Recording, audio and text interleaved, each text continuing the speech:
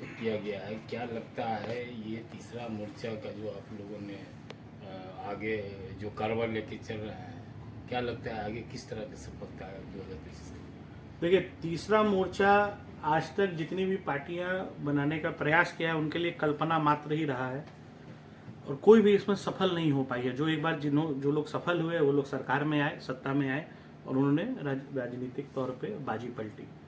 और इस बार भी पटेल जी के संरक्षण में हम लोग जन मोर्चा के नाम से एक थर्ड फ्रंट बनाने का प्रयास कर रहे हैं, जिसकी अध्यक्षता पटेल जी कर रहे हैं।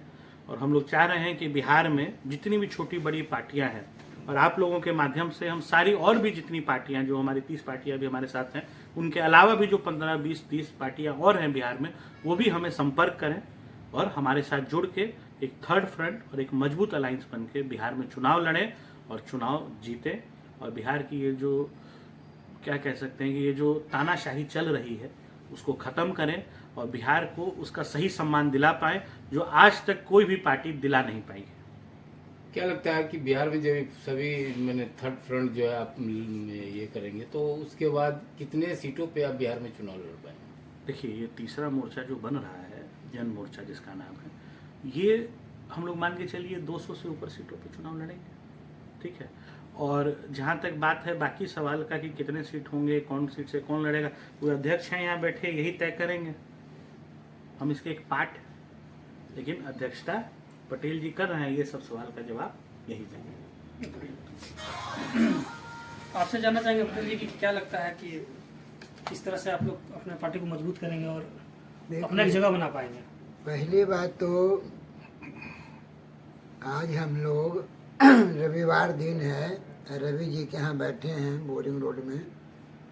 यहाँ भी कई दल के लोग हैं। अरे विचार ये चल रहा है कि बिहार में जो भारतीय जनता पार्टी और नीतीश कुमार की अभी सरकार है, ये सरकार जन विरोधी है, ये मध्यम वर्ग विरोधी है, ये गरीब विरोधी है, ये बड़े लोगों का भी विरोधी है। यह सिर्फ गड़बड़ की सरकार है।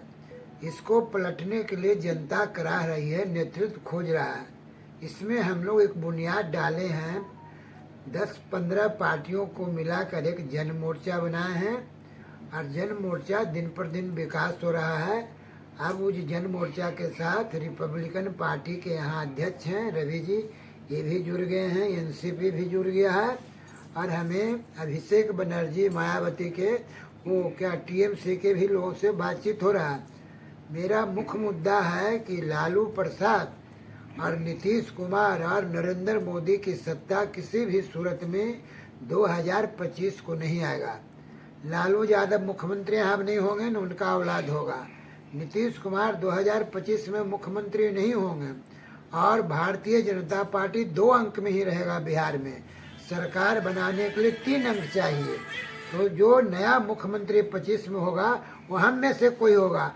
हम एक उदाहरण आपको दे दें, पिछले 11 अक्टूबर को हम लोग जेपी के जयंती दिन महिला चरखा समिति कदम कुआं जुटे थे और हम लोग का संपूर्ण क्रांति मोर्चा जेपी सेनानी का प्रोग्राम ये खत्म हो गया था 11 बजे।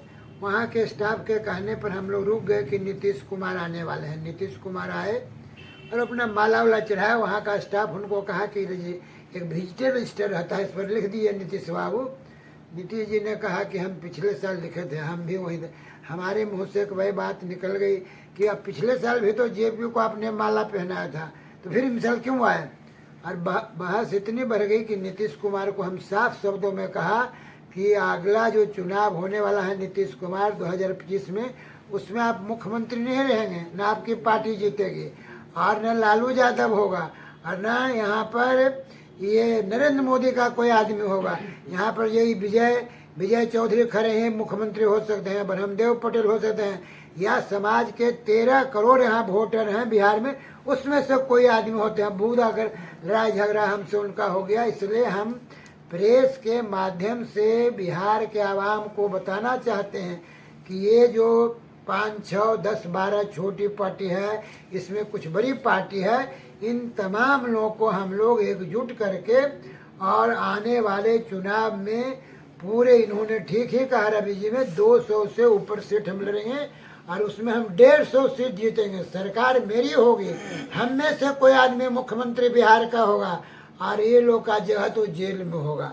लालू मतलब है ना बेल में, फिर ये जेल में जाने वाला है, नीतीश कुमार भी जेल में जाने वाले हैं और इनके पार्टी में तो भगदड़ मरने वाला है। ललन सिंह उनका अभी लेफ्टिनेंट है, ललन सिंह 6 आदमी लेके भाग रहा है भाजपा में।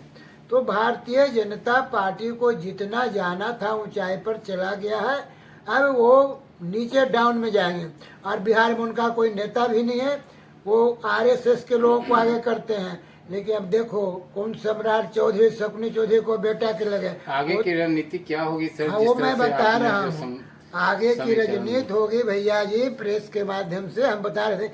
शकुनी चौधरी के बेटा को उन्होंने लाया कि अध्यक्ष बना दिया, तो चुनाव हुआ पार्लियामेंट के, कुशवाहा किसको वोट दिया? ललटेन में सब चल गया। एक भी एमपी बिहार में कुशवाहा का है, 12 गो में भाजपा, तो रिजल्ट मिलता है 0। आगे की राजनीति है पत्रकार साहब कि आगामी 1 दिसंबर को विभिन्न राजनीतिक दल के जो अध्यक्ष हैं और महामंत्री हैं, हर दल का 2-2 आदमी के साथ इसी जगह पर बैठक होगी और उसमें विचार होगा, रणनीति होगी कि कौन आदमी कहां से लड़ेगा और कैसे हम लोग का विजय का पताका दुर्गा माँ के आशीर्वाद से, छठी माँ के आशीर्वाद से हम लोग विजयी होंगे, असेंबली पर कब्जा करेंगे। लालू यादव को हटा के नीतीश कुमार, नरेंद्र मोदी को भगा के जन मोर्चा, जेपी सेनानी और दूसरे लोग जो हम लोग के साथ नहीं है वो भी आएंगे।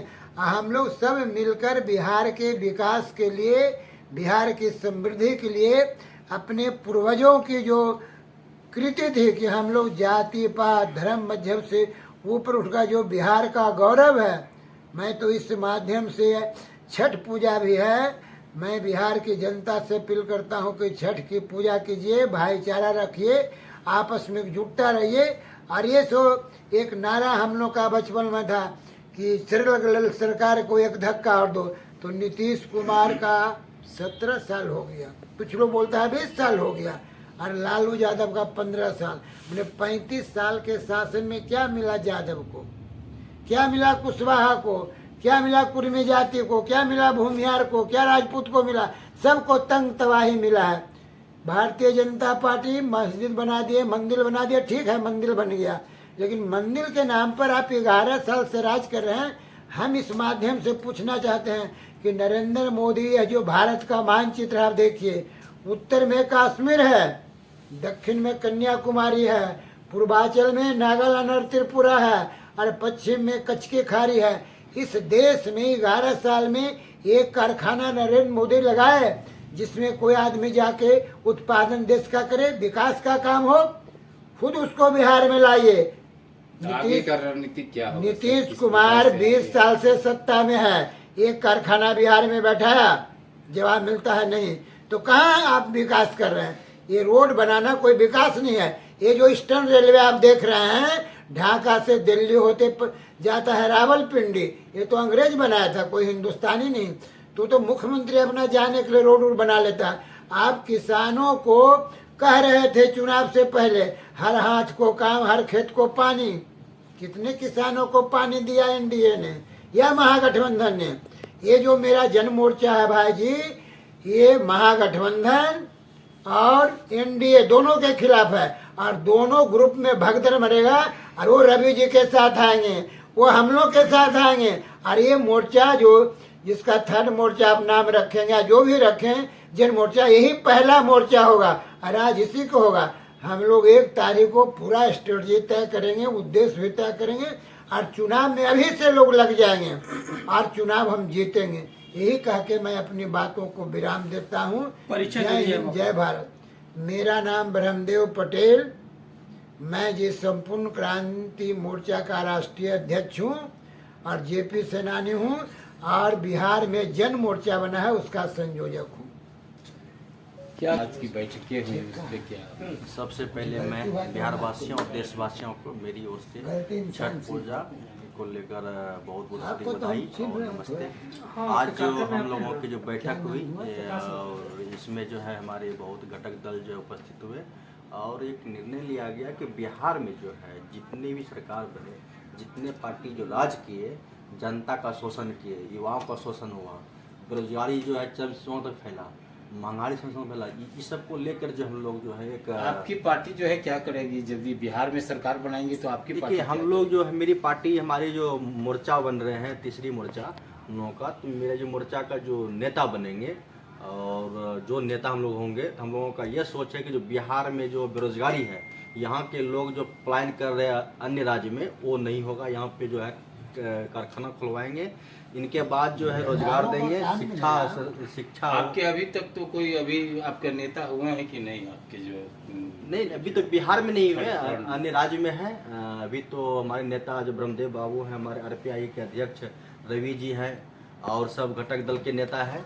हम लोग जो आज बैठक हुए, बैठक में निर्णय लिया गया कि अगले 1 तारीख जो है दिसंबर को हम लोग पूर्ण रूपेण सख्ती से जो है एक कार्यक्रम होगा, उसमें जो है तय होगा कि बिहार में जो रणनीति तैयार होगा उसी विचार विमर्श होगा।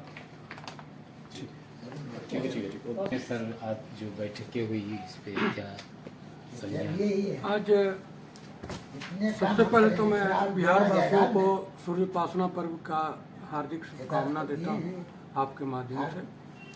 आज की जो बैठक हुई वो जन मोर्चा के तहत हुई है, जिसमें इसके कई घटक दल के लीडर उपस्थित हुए और जन मोर्चा अगर चुनाव जीतती है, सरकार बनने की बात होती है, तो युवाओं के लिए युवा आयोग और किसानों के लिए किसान आयोग का गठन करने का काम करेगी, जिससे किसानों को जो फसल में हानि होती है या उसके जो इनकम का स्रोत कम है उसको बढ़ाने का कैसे प्रयास हो, उस पर विचार किया जाएगा। युवाओं का जो शैक्षणिक और आर्थिक पलायन है, बिहार को मजदूर राज्य का जो दर्जा दिया गया है, इस शर्मनाक धब्बे को मिटाने के लिए जन मोर्चा काम करेगी। यही हमारी रणनीति है।